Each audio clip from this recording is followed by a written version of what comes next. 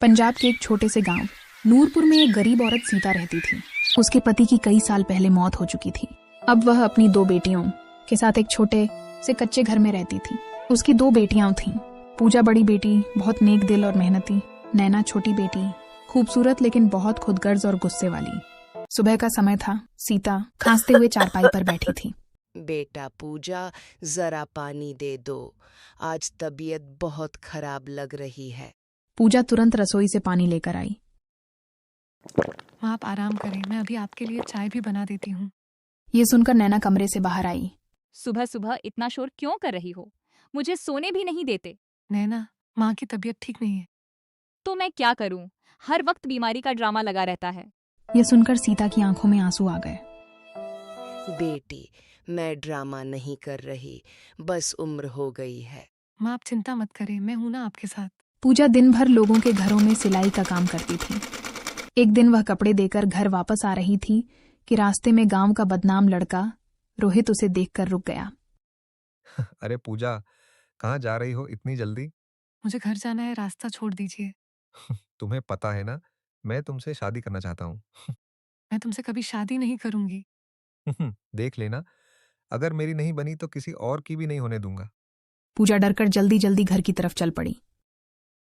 घर पहुंचते ही उसने देखा कि सीता चारपाई पर लेटी हुई है। माँ, आपने दवा ली? बेटा, दवा खत्म हो गई है और घर में पैसे भी नहीं हैं। माँ, आप चिंता मत करें, आज मुझे सिलाई के कुछ पैसे मिले हैं। ये सुनते ही नैना तुरंत बोल पड़ी। क्या पैसे आए हैं? मुझे कल बाजार जाना है, नई चप्पल लेनी है। पूजा हैरान हो गई, नैना, पहले माँ की दवा ले आते हैं। लेकिन नैना जोर से बोली।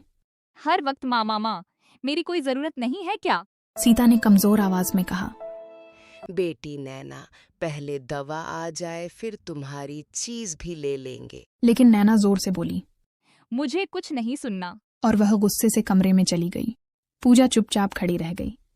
बेटा, नैना को बुरा मत समझना, वह भी छोटी है। माँ, आप चिंता मत करें, सब ठीक हो जाएगा। अगली सुबह कमला की तबीयत और ज्यादा खराब हो गई। पूजा उसके पास बैठी थी और उसके माथे पर गीला कपड़ा रख रही थी। बेटा पूजा, तुम इतनी मेहनत करती हो, मुझे डर लगता है कि कहीं तुम्हारी जिंदगी भी मेरी तरह मुश्किल न हो जाए। माँ, आप ऐसा क्यों कहती हैं? आपकी दुआ मेरे साथ है ना। उसी समय नैना कमरे में आई। ये क्या हर वक्त बीमारी का ड्रामा लगा रखा है? मुझे नाश्ता कौन बनाएगा? पूजा ने हैरानी से उसकी तरफ देखा। नैना, माँ बीमार है, तुम खुद बना लो। वाह, अब मैं नौकरानी भी बन जाऊं। कमला ने धीरे से कहा। बेटी, ऐसे बात नहीं करते। नैना मुंह बनाकर बाहर चली गई। पूजा ने माँ का हाथ पकड़ लिया। माँ, आप चिंता मत कीजिए, मैं सब संभाल लूंगी। उसी दोपहर गांव में एक बड़ी गाड़ी आकर रुकी। उसमें शहर के अमीर व्यापारी राम प्रसाद बैठे थे। वे अपने 2 बेटों रोहित और अमित के लिए रिश्ता देखने आए थे। गांव के एक बुजुर्ग ने उन्हें कमला के घर का रास्ता बताया। दरवाजे पर दस्तक हुई। पूजा ने दरवाजा खोला। जी, आप कौन? बेटी, क्या ये कमला जी का घर है? जी हाँ, अंदर आइए। वे अंदर आए। कमला सोफे पर बैठी थी। नमस्ते बहन जी। नमस्ते, आइए बैठिए। थोड़ी देर बाद राम प्रसाद ने बात शुरू की। बहन जी, मैं अपने बेटों के लिए अच्छी लड़कियां तलाश कर रहा हूं। किसी ने आपकी बेटियों के बारे में बताया। ये सुनकर पूजा हैरान हो गई। नैना, जो दरवाजे के पीछे खड़ी सब सुन रही थी, तुरंत बाहर आ गई। जी, हम 2 बहनें हैं। रामप्रसाद ने दोनों को ध्यान से देखा। मेरा बड़ा बेटा रोहित बहुत समझदार है और छोटा बेटा अमित भी बहुत अच्छा है।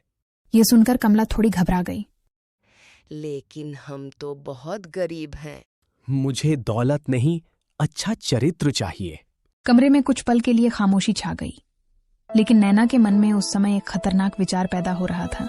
वह सोच रही थी कि किसी भी तरह यह अमीर रिश्ता सिर्फ उसे ही मिल जाए। शाम को जब वे लोग चले गए तो नैना गुस्से से बोली। अम्मी, आपने देखा, अमीर लोग थे। हाँ बेटी, लेकिन अभी कुछ तय नहीं हुआ। पूजा चुप बैठी थी।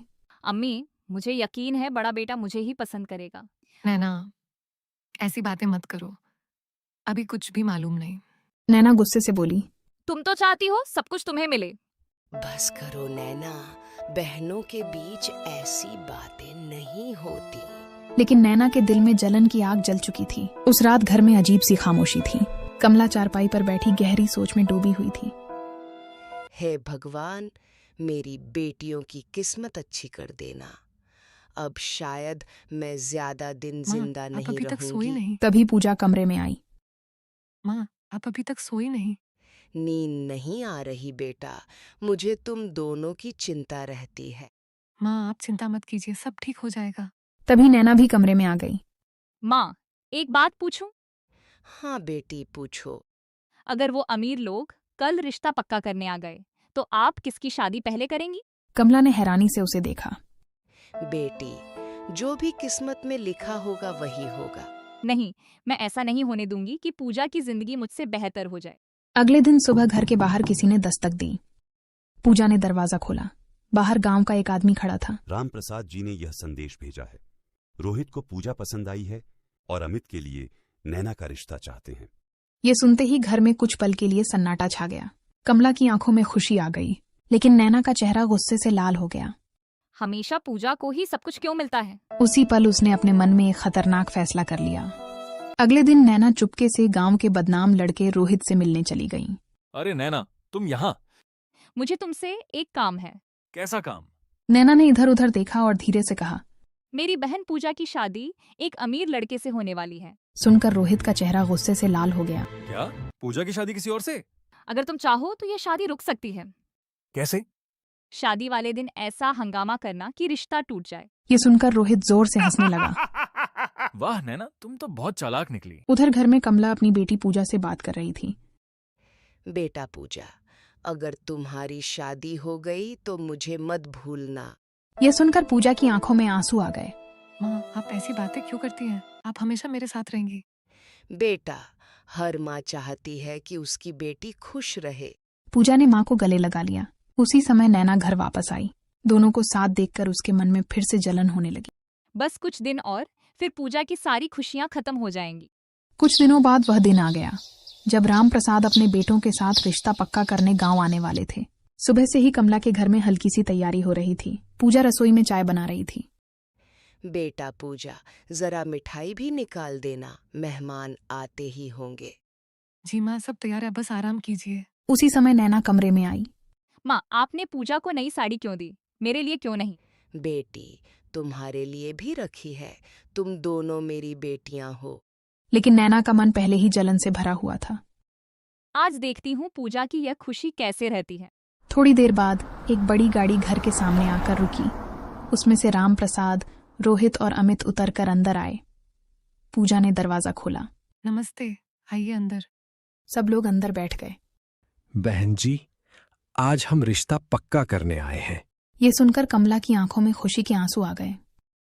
यह तो मेरे लिए बहुत बड़ी खुशी की बात है। रोहित चुपके चुपके पूजा को देख रहा था। पूजा शर्माकर अपनी नजरें झुका लेती है। तभी अचानक बाहर से जोर जोर की आवाज आने लगी। ये शादी नहीं हो सकती।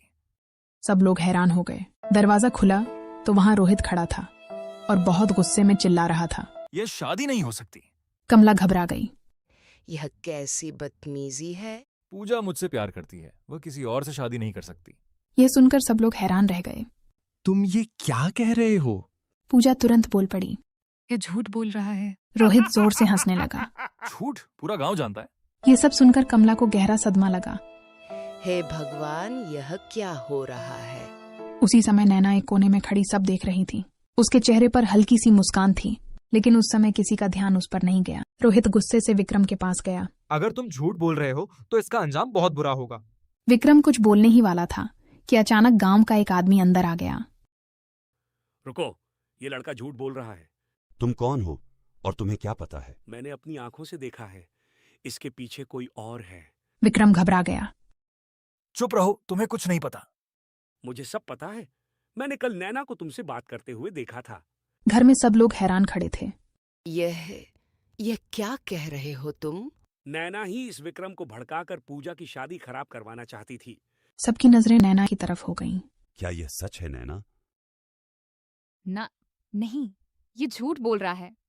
लेकिन विक्रम गुस्से में बोल पड़ा। हाँ, इसी ने मुझे कहा था कि शादी खराब अब नैना के पास बोलने को कुछ नहीं बचा। कमला की आंखों से आंसू बहने लगे। तुमने यह क्या किया? आपने ऐसा क्यों किया? क्योंकि हमेशा तुम्हें ही सब कुछ मिलता है। बेटी, तुम दोनों मेरी आंखों का नूर हो। तुमने अपनी बहन के साथ ऐसा क्यों नैना किया? चुप खड़ी रही। आंटी, हमें सच पता चल गया है, पूजा बेगुनाह है। हम ये रिश्ता तोड़ने नहीं आए थे। पूजा की आंखों में आंसू आ गए। विक्रम को गांव वाले पकड़कर बाहर ले गए। घर में सन्नाटा छा हाँ, गया। मुझसे बहुत बड़ी गलती हो गई। बेटी, ईर्ष्या इंसान को अंधा कर देती है। मुझे माफ कर दो। घर को फूलों और रोशनी से सजाया गया। शादी के दिन पूरे गांव के लोग जश्न मनाने आए। घर में खुशियों का माहौल था। फूलों और रोशनी के बीच नाच और हंसी गूंज रही थी। आज के दिन से ये दोनों रिश्ते मजबूत हों और दोनों परिवारों में हमेशा खुशियां और सुकून रहे। कमला की आंखों से खुशियों के आंसू बहने लगे। बेटियां, आज तुम्हारे लिए नया आरंभ है। प्यार, सम्मान और ईमानदारी के साथ जिंदगी जियो। पूजा ने नैना को गले लगा लिया। से हमेशा एक दूसरे के साथ रहेंगे। नैना ने आंखें नम करते हुए कहा, मैं अपनी गलतियों पर शर्मिंदा हूँ। अब हमेशा तुम्हारी खुशियों का ध्यान रखूंगी। मेरी बेटियां, आज तुम्हारी खुशियों का दिन है। नैना ने सीख लिया कि जलन और अहंकार कभी खुशियां नहीं देते। पूजा और नैना ने वादा किया कि अब कभी एक दूसरे के साथ जलन नहीं करेंगी। कमला का दिल सब दुख भूल गया और घर में प्यार और खुशियों का माहौल कायम हो गया। यानी सबकी जिंदगी में शांति, प्यार और खुशियां वापस आ गईं।